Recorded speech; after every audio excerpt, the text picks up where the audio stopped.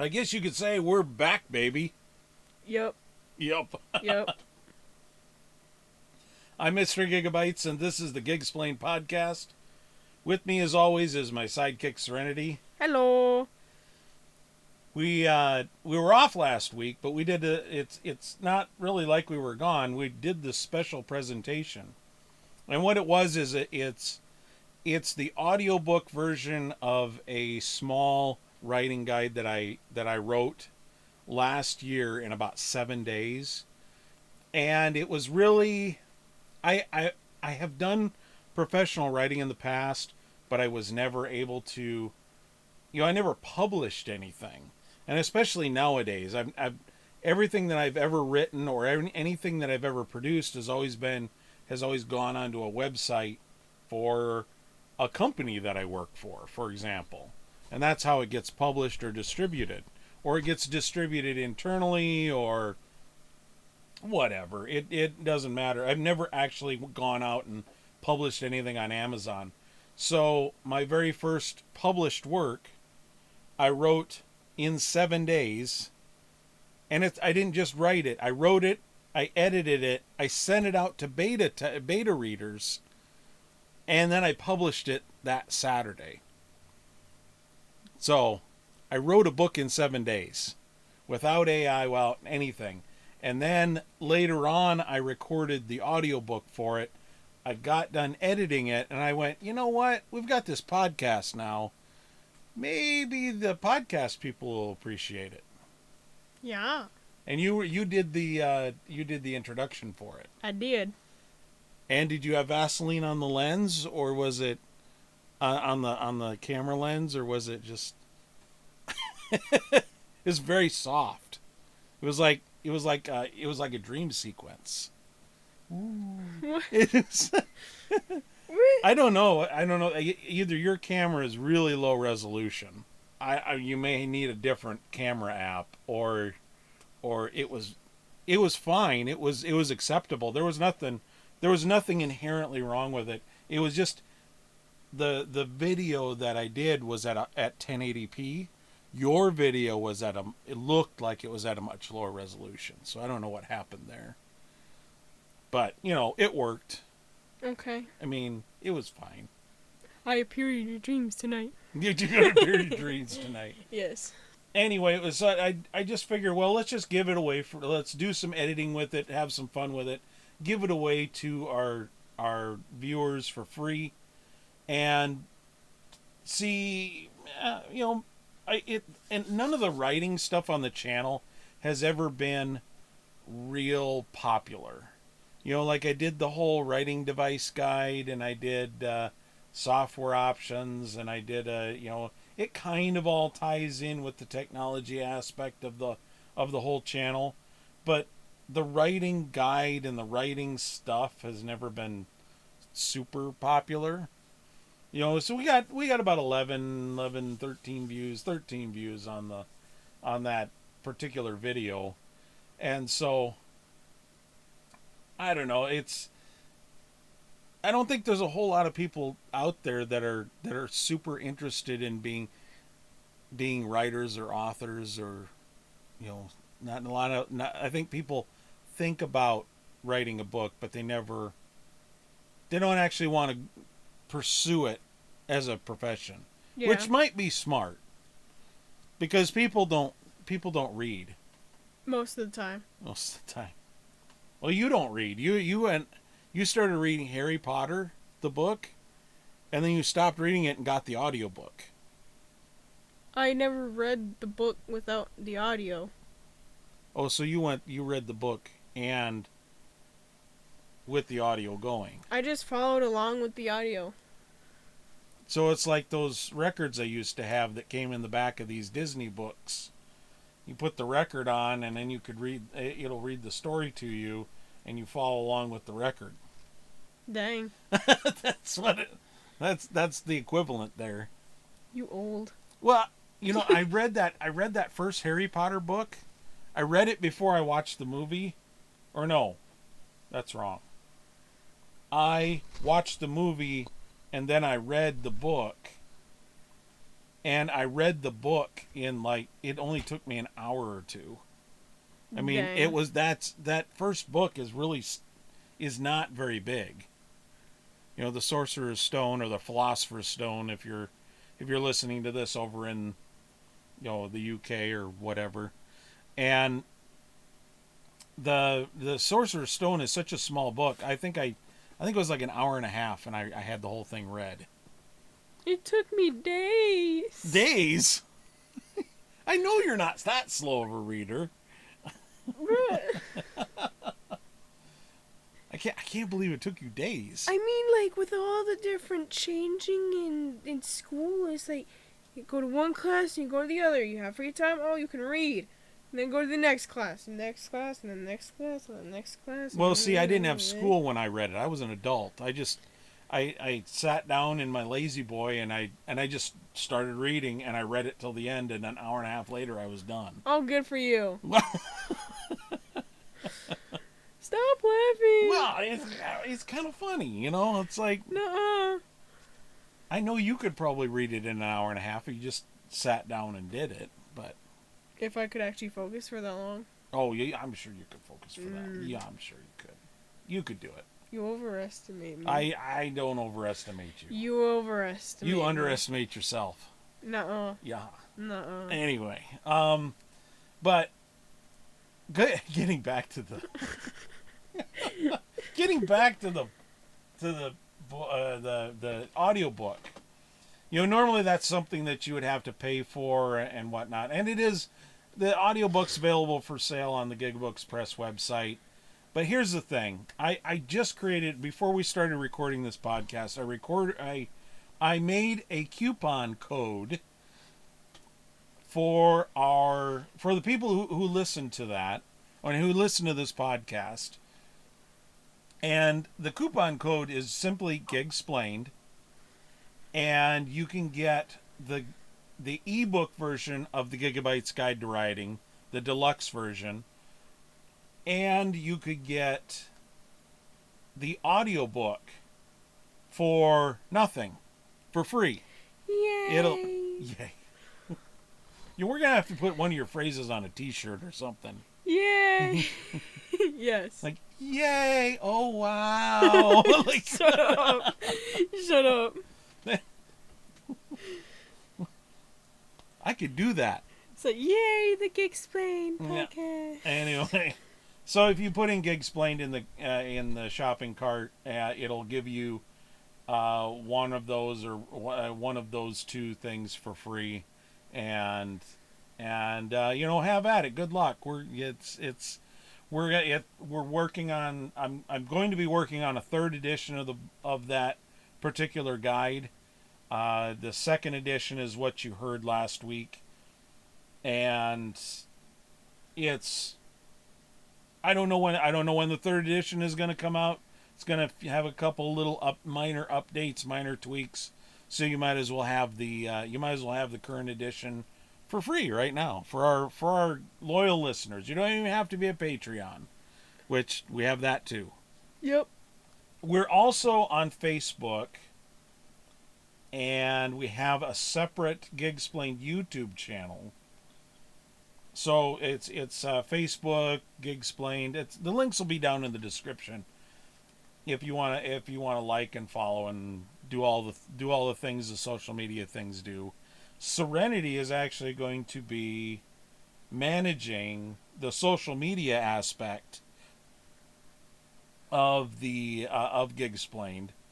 We have to get her computer built first so that she can do all these things, and she's going to post every single day some new video or some new educational thing or some explainer video from either our channel or somebody else's channel, or like PBS or something like that. Something that she finds interesting that day. Yep. Are you looking forward to that? Not really. Not really. Why are you not looking forward to it? 'Cause Like that's a dream job for some people. some people. Some people. So yeah, so that's happening. And I've been thinking about renaming this channel to Gigsplained because the videos and the content that are here are, granted, they're all kind of technology related, they're retro computing related, they're, but what they aren't is, they really don't have anything to do with Gigabytes Technology LLC. Yeah. They're really explainer videos, and that is, and that's the spirit of Gigsplained, to explain things to people in a casual, comfortable, easy to understand sort of way. I'm thinking about just renaming this channel to Gigsplained, and maybe moving Gigabytes Technology, or just not even doing anything with it. I'm sure the business would benefit by having a social media channel, but this channel doesn't really have anything to do with the Gigabytes Technology. It's just, it happens to be, that's my main business. What do you think? You don't think anything at all? No. Well, what would you do? I would just change it. Just change it? Yeah. I want to hear from the people who actually listen to this podcast and view the videos. I mean, do you think we should just change the whole channel over to Gigsplained? I mean, none of the content will change. We're not removing any content. We won't change any content. It's just the channel's just going to be renamed Gigsplained, simply because it's such an eclectic mix of explainer videos that, and of course this podcast, that maybe Gigsplained it's a better brand for this channel, and maybe it's just a better fit for it, I think. Yeah. But what do you guys think? Go ahead and put a comment down and tell us what your thoughts are. You think we should do that, or yes, no, maybe? Do you care? Maybe you don't. Maybe nobody cares. I don't know, but who knows? But I'd love to hear your opinion and that type of thing. So we will be revamping the Patreon rewards soon. I'm hoping to get it done this week, but no promises. No promises will be made. No promises will be made. But let's get into the main topic of discussion before we go off on a side quest, rambly type thing like we usually do. Yeah. Console or PC? I like PC better. That's my opinion. Well, okay, right out of the gate. Yep. Good night, folks. Like the thing is, I agree too. Like, PC is just so much better. And there are problems with both. Yep. Consoles make it easy to get into gaming. PCs allow you more flexibility, but there's a certain level of maintenance you have to do. It's not just, well, you have to wait for updates and you have to do this or that. It's, you actually there's a certain level of maintenance. There's a certain, there can be, depending on how far you go with the PC, there can be a lot of cost involved. But it honestly doesn't have to be like that. When I built my gaming rig, I built it a piece at a time. And I didn't need to have the latest and greatest, and I didn't need to have 120 frames per second and special monitors, and no, I didn't need to have any of that. I can still play my games. It's like if you watched a movie on a VHS tape. Do you even know what that is? Yes. Okay, good.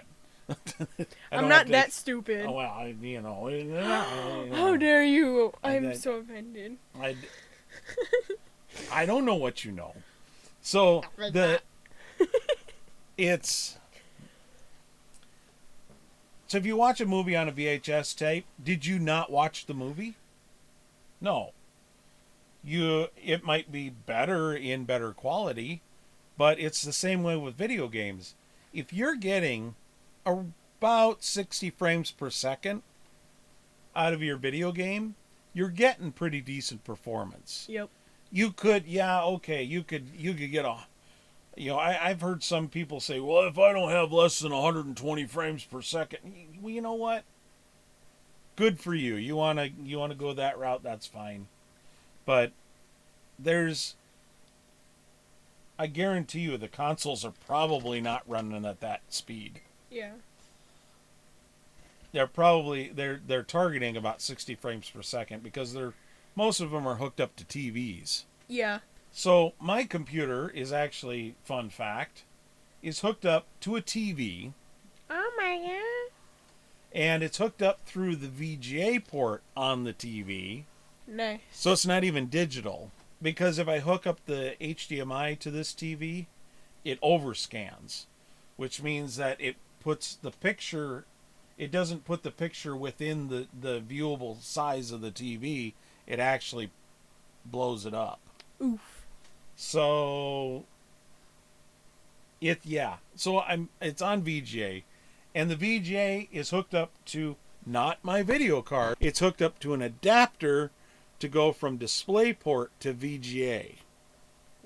Dang. And then I have a second monitor that's currently it's my bench monitor, but I got it temporarily hooked up to my bench monitor, so I have a second monitor, and that is hooked up to HDMI, and that one works fine. There's nothing that particular monitor, the bench monitor, is designed to have is a 24-inch monitor or whatever. Oh, what is this? It's probably 32-inch. It's red. Yeah. It's a GPX TV. Too bad it's not green. Yeah, I know, right? Well, nothing a can of Krylon can't fix. So, What? nothing. A can of Krylon. Spray paint. Oh. Yeah. Okay. Spray-paint. That used to be a commercial. It's nothing a can of Krylon can't fix. Can it fix my broken dishes? No. Exactly. No, but if it's ugly, you can paint it and it wouldn't be. No. If it's the wrong color, you can fix it. No. Totally not. Turn red TVs into green TVs. Yeah, just throw it at the TV. No, don't actually. But anyway, so I'm not exactly gaming. I get about 60 frames per second, and it's fine. Nothing wrong with it. I have no issue with it. I play No Man's Sky, which is a modern game. I have an NVIDIA 2080, I think. Yeah. NVIDIA 2080. So it's a pretty higher end graphics card. The odd thing is it has less memory than my old one. It has less memory for graphics than my old graphics card did. Dang. Which doesn't make any sense. But it works just as well. It's fine. I only run my games at 1080. I'm not running them at 4K. Yeah. What's the point? I've got the graphics set pretty high, so the detail and everything is good. My laptop could never. Well, yeah, that's why we're building you another computer too. Yeah. Yeah. And yours isn't going to be exactly a gaming powerhouse, but it's going to be way more of a gaming machine than your laptop is. Yeah. I stopped gaming on consoles about the time of the Nintendo Wii. That was the last console I actually ever bought. Nice. Which that's a whole nother podcast too. Oh my gosh. Another podcast? You mean that's another podcast? Wow. Oh my gosh. So yeah, I stopped gaming on consoles at the Nintendo Wii. The consoles were getting, I could see the writing on the wall. Consoles were getting too controlling over their content. It's like, so one of the things I did was I would buy retro games and I'd play them on the Wii using the controller. And it was a lot of fun. Nice. But then they come out with the Wii U. So can I bring my Wii games that I bought on the Wii over to the Wii U? The answer is no. And I went, I'm done. I am not buying any more. I'm not buying any more games on a console. I'm finished with consoles. I'm going to build my PC, and I'm only going to play games on the PC, and that's exactly what I did. Furthermore, I not only just play games on the PC, I will generally only play them in Linux. Nice. Not Windows, which means games like Roblox I will never play because it's either on console or it's in Windows, and that's, you can't play it on Linux. Yeah, And no. it's like, nope, won't do it. Now, I did make an exception for the Lego Fortnite, and I mentioned that in the gaming podcast, which quite a few people saw. Yeah. I made that exception because it's Legos and it's Fortnite and it's the kind of gaming that I want to play. So I did make that one exception for that one game that I will run in Windows. But when it comes to anything else, forget it. Not doing it. Not going to happen. And maybe there will be other exceptions too. I don't know, but I sincerely doubt it with how few games I play. So my gaming is I put a lot of restrictions on my gaming, and I play games off of Steam and Galaxy of Games. So GOG.com. And Steam and GOG have kind of the same, I don't know, they have the same kind of games, a lot of it. But Steam is, it's weird. It's kind of like a console, because you can do a lot of console-like things and console-like games and run joysticks and what have you. Yeah. But you can also, it's open so that you can play. Basically, Steam, Steam's more of a marketplace where people can go and put their games on the marketplace. So you're only at the whim of the developer. So Steam doesn't go, well, you can't have this game anymore. Yeah. Or you can't have this set of games anymore because we're not going to support this hardware. Whereas Xbox and PlayStation and especially Nintendo basically says, "Oh, we're done. We're not going to support this anymore. It's junk. Your Wii is junk." Well, technically, but the saving grace is that the Wii plays discs. So the Wii is still useful if you're not doing any homebrew stuff on it. If you do homebrew stuff, then it opens it up and allows it to play all kinds of games. Yeah. Sony, much to their credit, has listened to the fans and has basically left their environments alone. They're still running the servers for like PS2, PS3. They were going to shut them down, and the gamers went, no. We want you to keep this because we want to go back and play this. We can't play. We don't have, forwards, or we don't have backwards compatibility on your consoles necessarily. So we need these servers up so that we can continue to play our games. And so they said, okay, and they left them up. Yeah. Which is great. That's the right thing to do. Yep. But that's just it. Like, I'm not. For example, if Steam goes belly up, I've lost thousands of dollars worth of games, right? If they go out of business, I've lost thousands of dollars worth of games. Dang. But they're not dictating terms to me while I own these games. They're not saying, well, we're not going to support your hardware anymore. We're not going to support this anymore. They are to an extent in Windows. Basically, they stop supporting Windows 7, and they stop supporting XP and Vista and 7 and 8, and I think they're going to discontinue supporting Windows 10 at some point.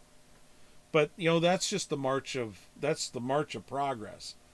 Here's the thing. I'm still running Kubuntu 18, and Steam hasn't said boo about it. Yeah. So I can still play all my games on Kubuntu. Nice. So I don't have that problem in Linux that people in Windows have, where, oh, well, if Microsoft drops support, then Steam is going to drop support for the operating system shortly thereafter. And I think that's largely what's driving them stopping support for certain operating systems. Well, what's a developer to do if you're putting out security updates for your piece of software that runs on a computer? What are you supposed to do if you can't get support from the manufacturer of that operating system? That's why I don't run anything in Windows, because Windows is then dictating your terms of how long you can play these games. But even if you can't play them in Windows 10 anymore and have to go to Windows 11, once you install Steam, you can play all those games. They're all there. They're available. Yeah. So Arby's wants me to buy a sandwich. Arby's, we have the meats. We're not doing a commercial for them. We're just. My phone just dinged and it was Arby's. The other thing that I am, and I mentioned this in the gaming podcast, is that I'm a keyboard and mouse player.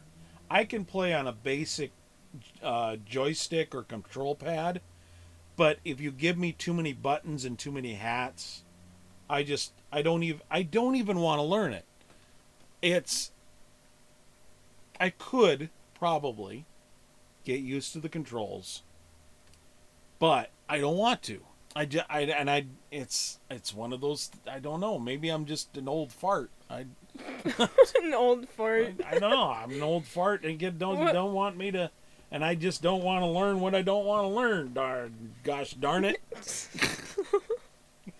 You're kicking people off your lawn. But see, your mom's the opposite. Like, I tell her, well, all you have to do is use a keyboard and mouse. I don't want to learn the keyboard and mouse. Okay. I mean, Minecraft is easier with the keyboard and mouse. I think most games are easier with a keyboard and mouse. The problem with the keyboard and mouse is it's not fast. Yeah. So if you're using a joystick, it's faster. You can respond faster. So keyboard and mouse is not ideal for some things. Unless you get used to the keyboard like me. No. Yeah. I mean, there is that, but yeah, keyboard and mouse is. I think it's superior. I like keyboard and mouse controls, and especially when it's done right in a game. I had some games that the keyboard and mouse controls are mapped very badly. So have I. So this is the question I have for you. You play Roblox on your phone? Nope. You don't play it on your phone? Nope. Ever? I have had. So you have played Roblox on your phone? Yes, and it's a pain. It's a pain. especially with some You games. play it on your computer, Yep. and you've played it on console. Yep. So I can just about predict that the answer to the question is, What's the question? which is better? Don't look at me in that tone of voice. It's obviously the PC, the computer, you know? Right. Yeah. But see, your mom doesn't want, because she doesn't want to use the keyboard and mouse controls. She wants to use a joystick. The keyboard and mouse controls are better in Adopt Me than any other game. You don't have to like click a button and like move it to like get to what you want to press.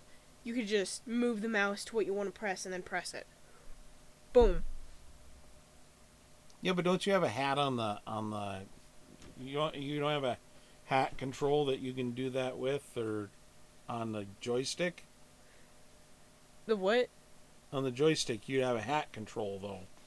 You know, like a little thumbstick or whatever. Yeah. That you can move and click on it. Yeah, but that's to control where you look. But then you gotta press a button, and then you gotta move it, the thingy, because it highlights it, and then you can press what you want to press. Okay.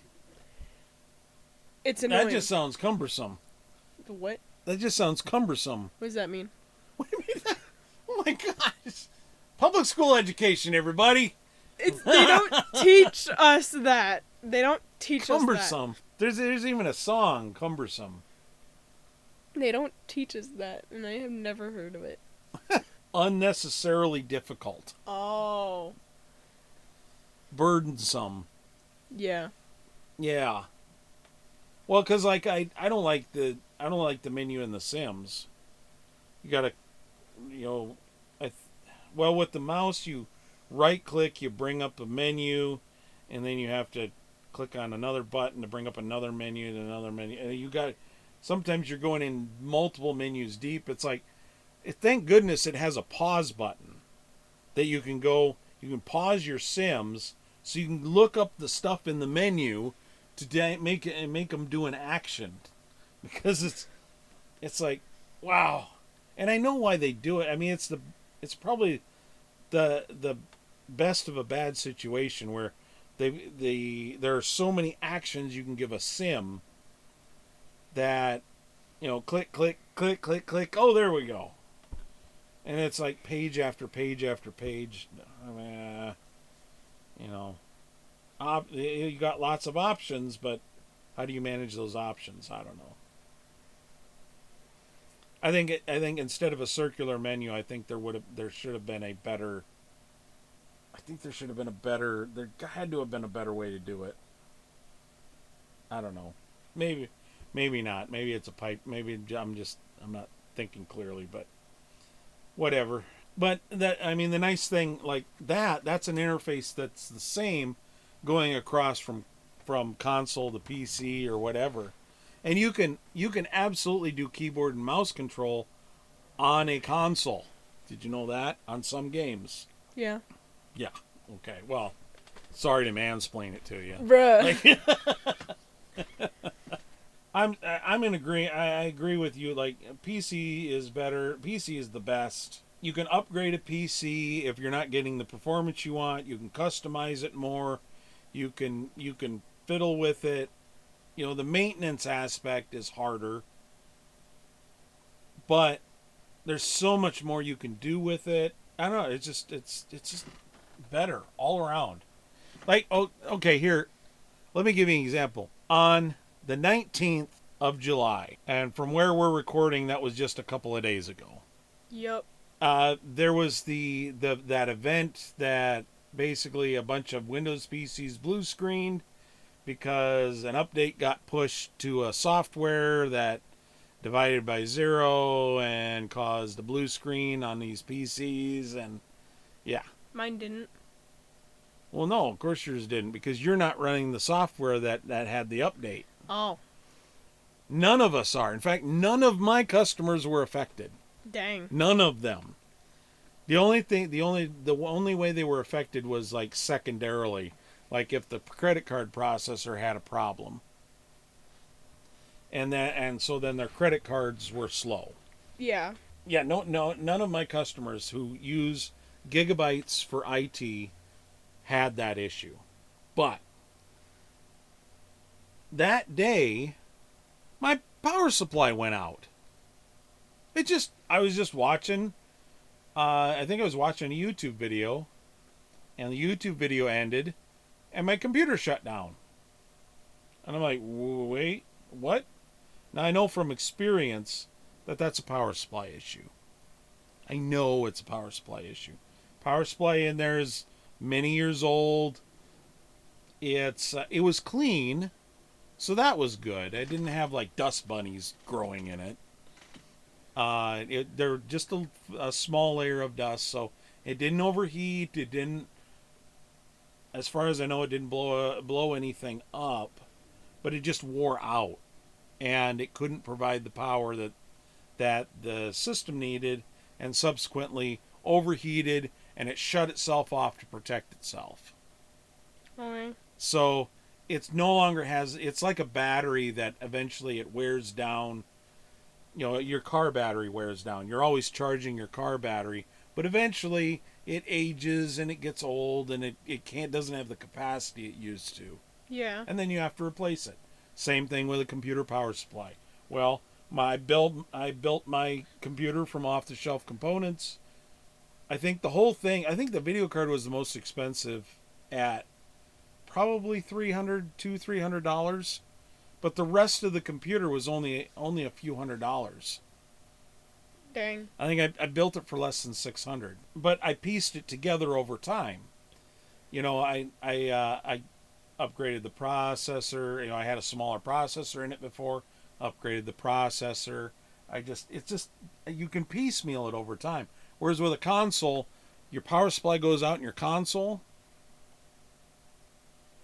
Yeah, I mean, if it has an external power supply, you absolutely can get another power supply. You can get a new power supply. It's not that hard, and it can be replaced. But this wasn't that hard either. You know, I replaced my power supply, now it's working. If it's got an internal power supply like some of the Xboxes do, yeah, good luck. And a lot of the times those power supplies don't have the protection that a PC power supply has. So if the power supply on the Xbox goes out, sometimes it'll take your whole Xbox out. Motherboard, all of it. That happened to one of our Xboxes. Oof. That's all I could say. Oof. They're not designed. I mean, they're built to a cost. They want to get them as cheap as possible. They want to build them down as cheap as possible. It's not an enthusiast machine. It's designed to make getting into gaming simple. Yeah. And the gaming industry is a multi-billion-dollar industry. Dang. I think I heard somebody say it was a $1 trillion industry. I don't know about that. I know it's a multi-billion-dollar industry. It's huge. Yeah. Like today, literally, it's like I said in the education, or not. I don't know, was it in the education or YouTube? Well, anyway, one of the other previous podcasts, I mentioned that gaming is so ubiquitous. Like, you just grew up with it as a normal thing that people do. Yep.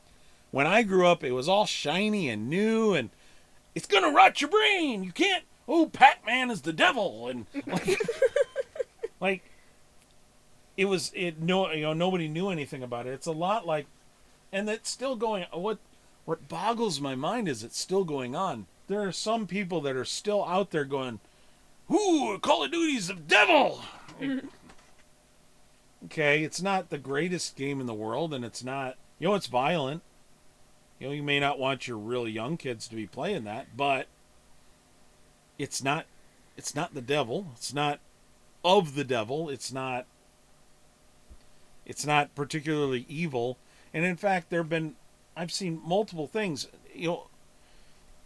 What was it? I think it was Penn and Teller did their when they did their show Bullshit. And that'll be one of the few times you're going to hear me swear on this podcast. Oh my gosh. Anyway, basically, there was a kid that he really loved playing Call of Duty. Really, bang bang, gonna shoot everybody up, and Fortnite and all the first-person shooters. Well, then they go out to the field and say, "Hey, well, you like shooting the gun in the video game. Hey, why don't we go out and do some shooting for real?" So they hand him a rifle, and they set him up, and they give him all the safety instructions, and there's like half a dozen adults around supervising this kid, making sure he doesn't hurt himself. And he starts shooting the gun, and I mean, the kid's like 10 years old or whatever. He starts crying. He's just shooting at paper targets. It's not like they send him to Nam or anything. It's just he's just shooting a gun, and he's had all the instruction and whatnot. He didn't like it. It scared him.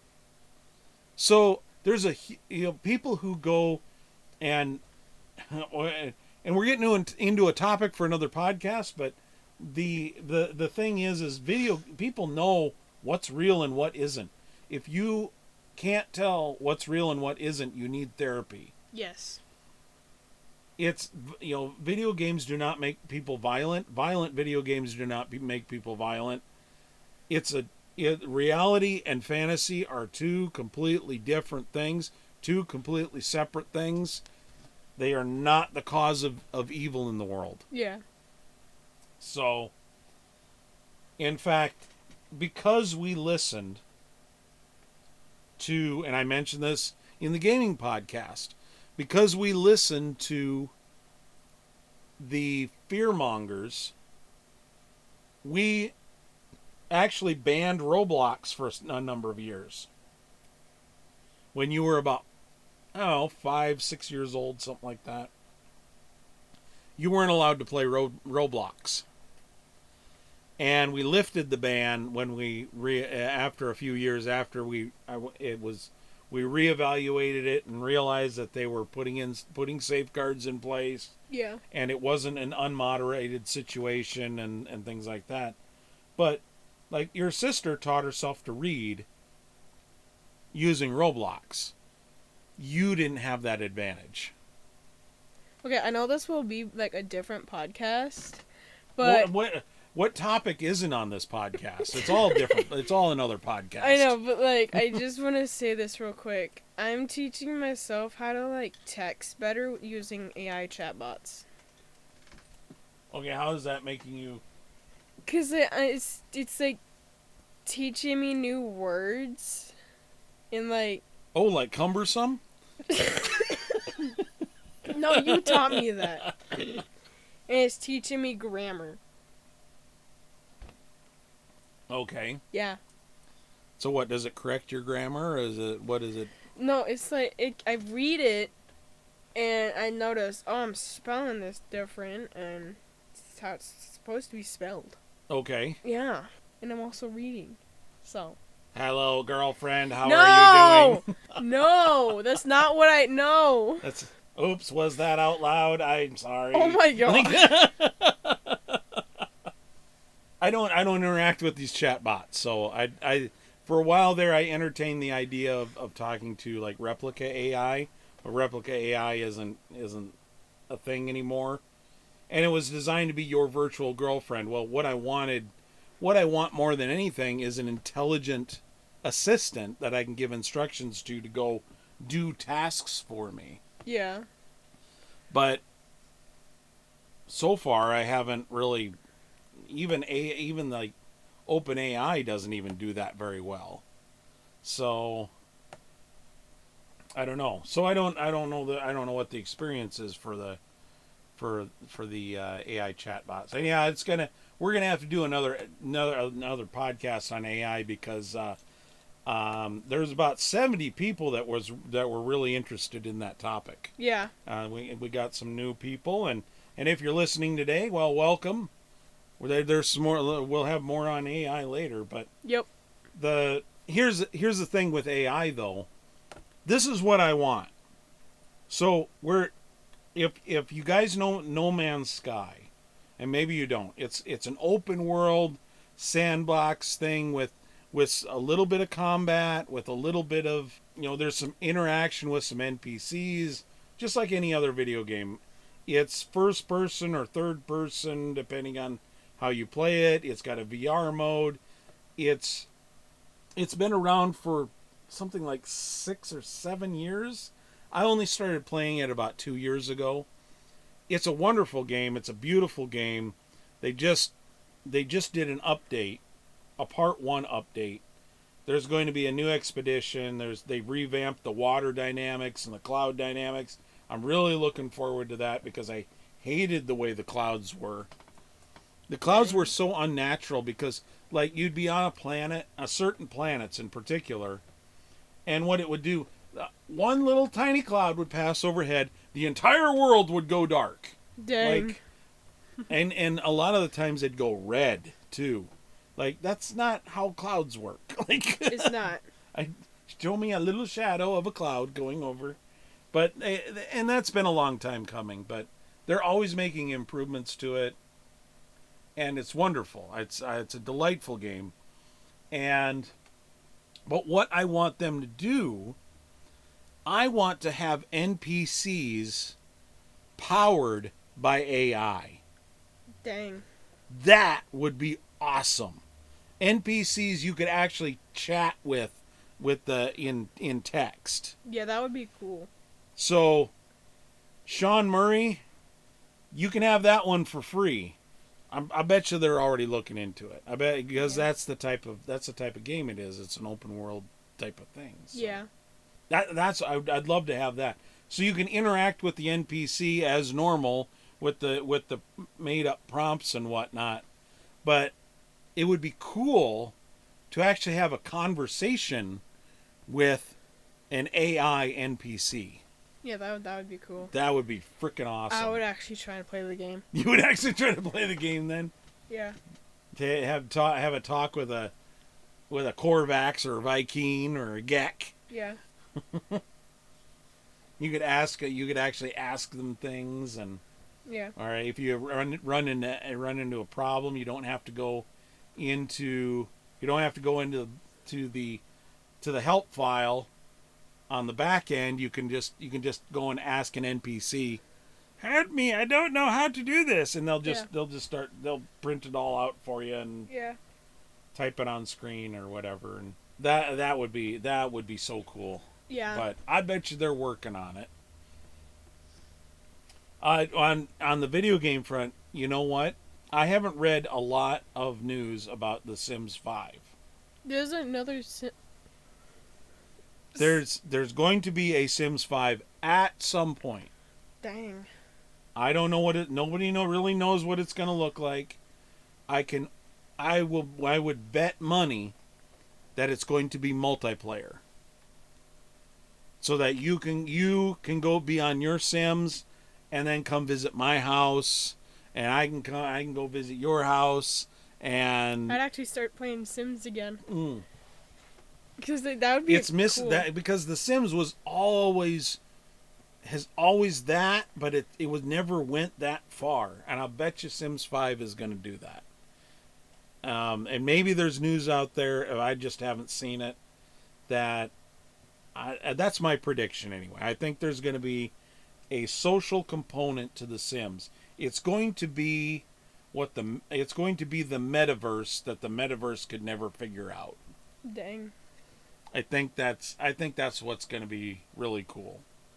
There may be a VR component at some point, and and I think The Sims is another one of those games where you can talk to the NPCs.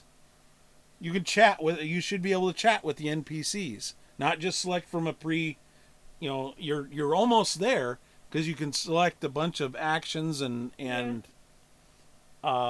you can say a bunch of things to them, but it's all pre-selected for you. Yeah.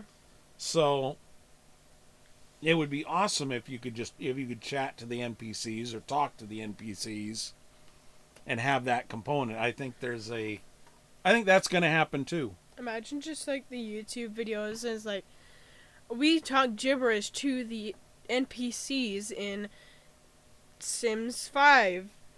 Like, just imagine. I don't want to. I don't want to have to learn Simlish though. No, it's like I don't want to have to learn. no, it's like. Have you ever had a dream where you flew in the sky, but then you ate mustard? Okay, so you want to make the robots angry before they take over the world. That's a good plan. No, it's There- like And like we said, like we talked in the what ain't AI episode, that is that's not going to happen. So, yeah, in fact, I just read a news article on AI that unless AI can get their act together and start making money, the Nvidia who makes the chips that power AI, their business model is going to fall apart here in the next couple of years. oof. So yeah, we're not there, people. It's not it. We're AI just isn't that thing. But where it would be awesome is if it were to happen in games like No Man's Sky or The Sims, and it honestly, I don't think it would take that much to do. Yeah, You can already click on an NPC and interact with them. You just add another option that takes you into another part where you're actually chatting with them instead. yeah, And maybe you have a speech to text thing so that you can talk into a microphone and just talk to an NPC normally, and it'll type the words and interact yeah. in that way. Like, call it Universal Translator in the so you can use your Universal Translator in the game to chat with the NPCs. Oh, like Star Trek. Yeah, like Yeah. Star Trek. Speaking of Star Trek, on the vacation, seamless transition. Your mom and I went on like a day and a half vacation. Yeah. A quick trip up to the cities to do some shopping and I went to Micro Center.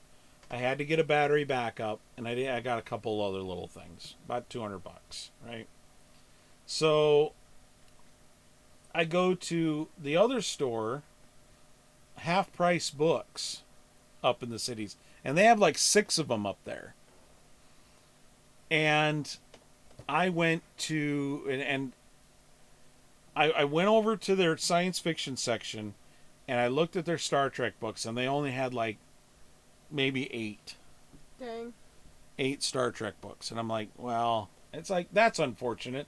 It seems like they just don't have the selection that I thought they were going to have, because it's a used bookstore, whatever.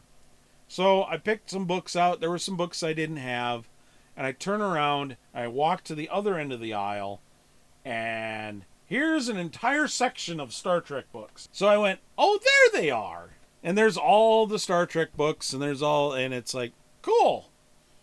So I start going through and going down my list, and I keep a database of which Star Trek books I already have. Otherwise, I'd be buying duplicates after duplicates after duplicates. Yeah. And I still bought duplicates even with my database, because there were a couple of errors in the database. You got those couple of duplicates for your birthday. Yep. But I walked out of there with $100 worth of Star Trek books. Nearly almost 20 books. $100 for 20 books? Yeah. My math ain't I think I got maybe, it was about 20 books.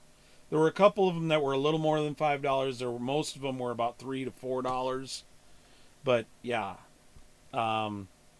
Well, and some of the bigger books, the newer ones, they were way more expensive too. Jeez. So there wasn't a huge discount on those. But so I walked out of there with $100 worth of Star Trek books. Giant $100. paper bag full of Star Trek books. Jeez. And they said they don't normally give bags out, but when you buy $100 worth of books and clean out their Star Trek section there, that's I didn't clear it out, but it was close. And then we went to Barnes and Noble, and I bought some new ones. I bought like was it 3 or 4? No, I bought 5, a total of 5, because one of them was a box set.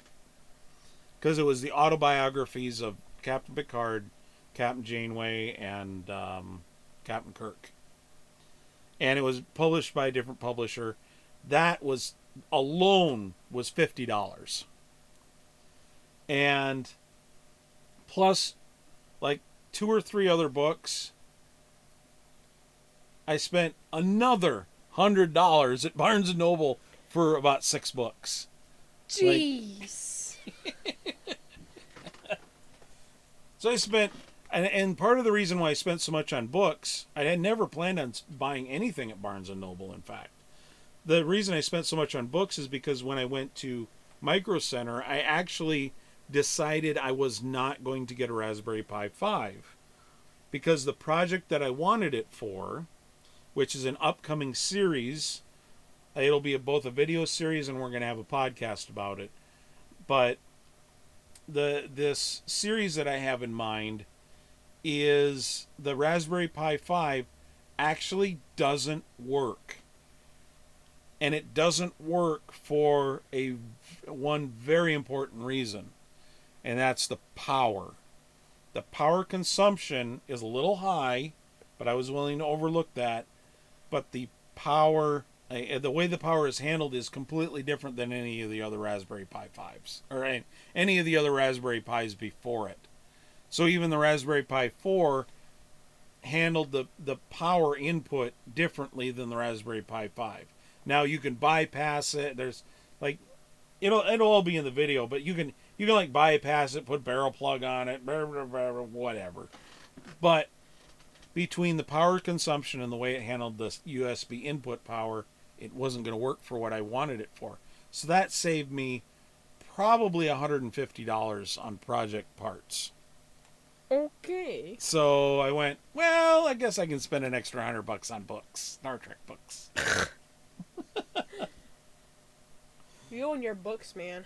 I got rid of all of my Star Trek collectibles a long time ago, and because I used to collect Star Trek stuff.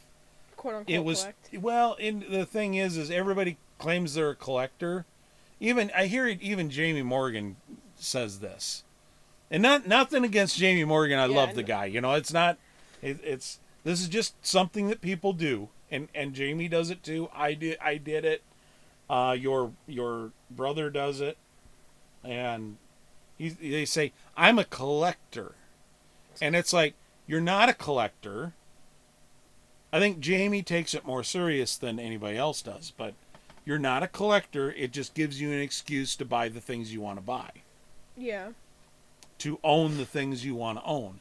And you don't need to give yourself that permission. Again, another podcast. If you want the things you want, you can have them. Yeah. It's just that simple. I am collecting Star Trek books. I am not a collector. So that, I suppose by definition, that makes me a collector. But I've gotten the things that I want to collect, I've got down to only Star Trek books. Okay. And I have some sci-fi that I have the full series of. Nice. So there's Sequest DSV and Eureka. And each one of those series only had, and Babylon 5. I have all the entire series of books for those.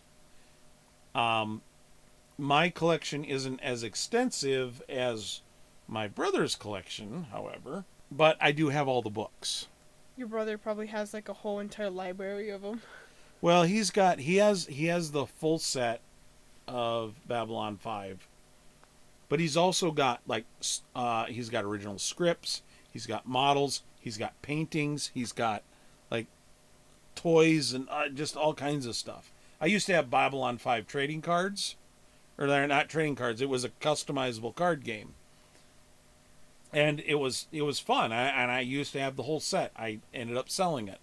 So, like I said, now the only thing I collect are books Nice. because that's just who I am. You're a book person. I'm a book person. The thing is I've read. I haven't read all of the Babylon 5 books. I've read none of the Eureka books. I've read none. Or no, I've read 2 out of the 3 of the Sequest books, I believe. And I've read quite a number of Star Trek books because I tried to read a lot of them in order, in fact. Dang. So I've read a lot. I've read a lot of those books. I don't know. I'm a writer, so I collect stories. So that's who I am. Yeah. The thing I'm going to be doing, the series that I'm talking about, it's going to be called Building a Computer for the End of the World. And it is exactly what it sounds like. We're going to build a computer that can survive the end of the world, and we're going to explain why we want one. We're going to explain how to build it. We're going to go over some of the dangers and the problems that you're going to have.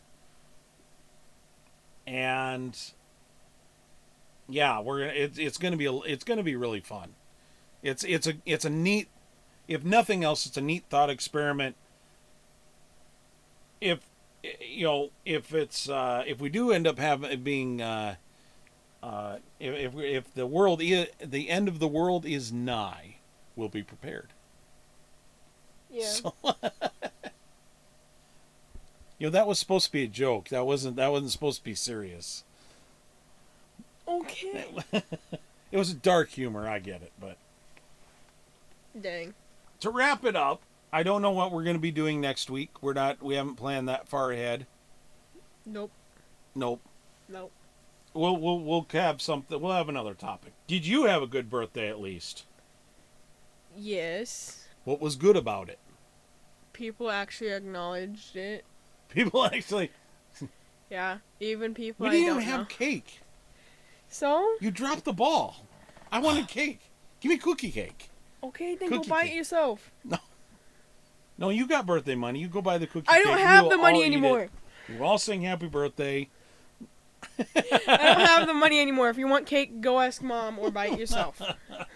Well, yeah, it was odd because we didn't have I didn't even have cake for my birthday. Oh wow. We went out of town instead, and that was way more expensive than a cake. I can tell Oh you that much. yeah. Well, obviously, you spent like $200. Well, I mean, that was the shopping part of it. That wasn't even the food part Oh or the my hotel part or it was God. Okay, so what? You spend like $1,000. Okay. or the it's gas part. Yeah, I might have been.